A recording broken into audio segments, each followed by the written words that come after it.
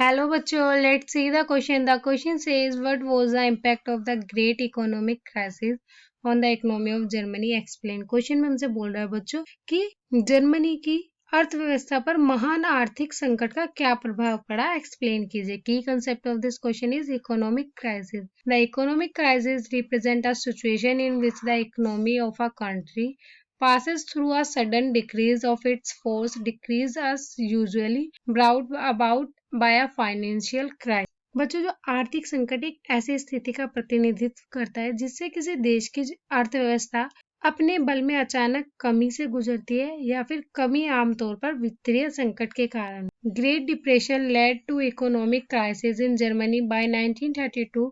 Industrial production was reduced to 40% of the 1929 level. As a result, jobs were cut and many workers became unemployed. Wages of the employed workers were also reduced. और बच्चों, ये महामंदी के कारण जो Germany में आर्थिक संकट उत्पन्न हुआ और जो 1932 तक औद्योगिक उत्पादन जो 1929 के स्तर पर 40% तक कम हो गया था.